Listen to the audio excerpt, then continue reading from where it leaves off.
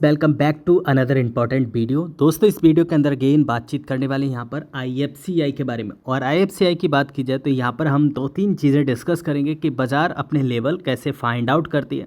और कैसे इन लेवल्स के ऊपर आपको ध्यान केंद्रित करना चाहिए,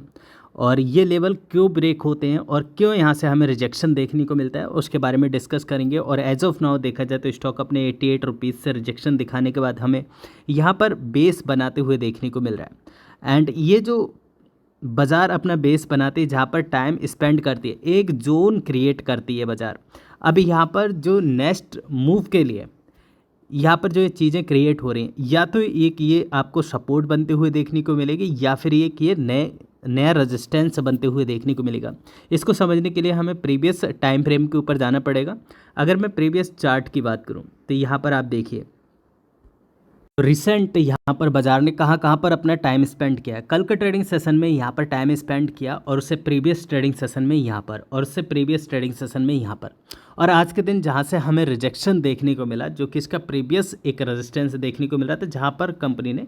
या मार्केट ने पहले टाइम स्पेंड किया था, जो कि इसका 88 रुपीज़ का लेवल था। एंड हमने कहा था कि अगर इसके ऊपर सस्टेन करती है, और सस्टेन करने के दो रीज़न है। एक तो अच्छे खासा यहाँ पर एक कैंडल बनना चाहिए, और वॉल्यूम यहाँ पर अच्छे खासे फाइंड आउट होने चाहिए। जैसे हमें यहाँ पर वॉल्यूम देखने को मिला, जो कि आज की अगर हम कैंडल स्टिक की बात करें, जो हमारे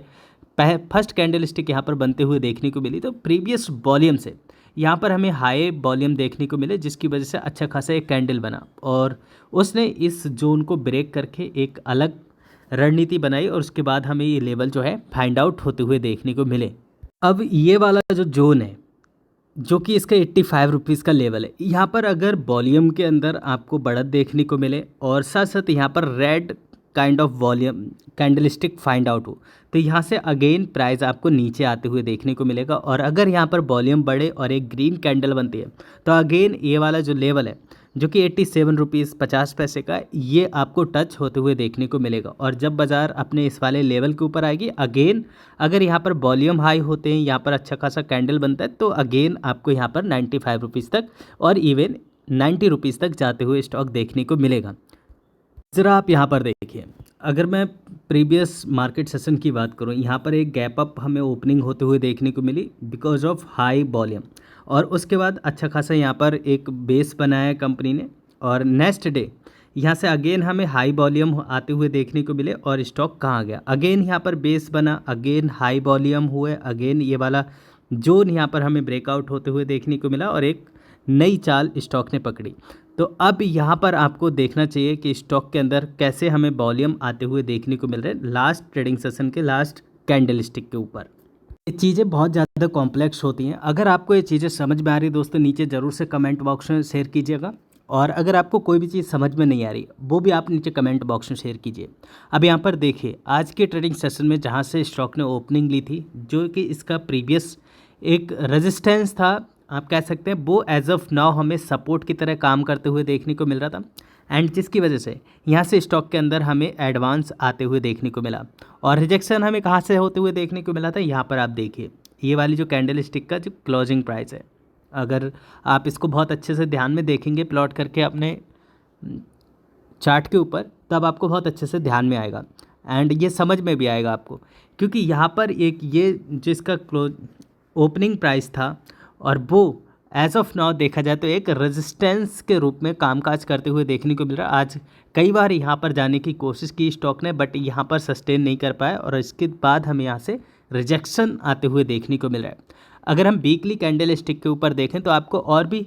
पिक्चर यहाँ पर क्लियर होते हुए देखने को मिलेगी। अभी यहाँ से आप देखिए, ये जो चीज़ें हैं आपको समझना पड़ेंगी दोस्तों। ये जिस तरह का ये कैंडल बन रहा है, और जब यहाँ पर फर्स्ट कैंडल बना था, मैंने आपको कहा था कि यहाँ से आपको थोड़ा सा कॉशियस होने की आवश्यकता है, क्योंकि जब जब अपने रेजिस्टेंस पे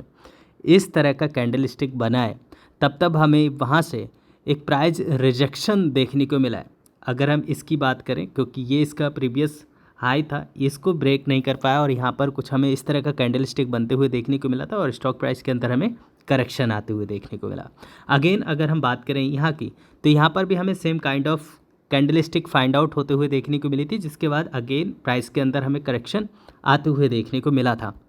सेम आप चाहे यहाँ पर देखें इस जगह पे, चाहे आप यहाँ पर देखें या फिर आप यहाँ पर देखें या फिर यहाँ देखें या यहाँ देखें या फिर यहाँ देखें, आपको क्या चीज़ें समझ में आ रही हैं आप नीचे कमेंट बॉक्स में ज़रूर से शेयर कीजिएगा। नीचे के लेवल क्या हो सकते हैं इस कंपनी के लिए वो भी आप ज़रूर से नीचे कमेंट बॉक्स में शेयर कीजिए, क्योंकि बीते 3 दिनों से आप स्टडी कर रहे हैं इस स्टॉक के ऊपर। मुझे लगता है कि आपको सारी चीज़ें समझ में आई होंगी और आप age of now level find out करना सीख गए होंगे। तो नीचे कमेंट बॉक्स में ज़रूर से अपनी राय दीजिएगा दोस्तों। इस बीच में स्टॉक के लिए कौन से जो लेवल हैं वो रेजिस्टेंस के रूप में कामकाज में आ सकते हैं और कौन से ऐसे लेवल हैं जो सपोर्ट के रूप में काम में आते हुए देखने को मिल सकते हैं। अगर स्टॉक प्राइस ऊपर जाता है तो हमें इन दिनों कहाँ तक जाते हुए देखने को मिल सकता है, और अगर स्टॉक प्राइस यहाँ से नीचे आता है तो हमें कौन से लेवल तक स्टॉक प्राइस नीचे आते हुए देखने को मिल सकता है। वो लेवल ज़रूर से आप नीचे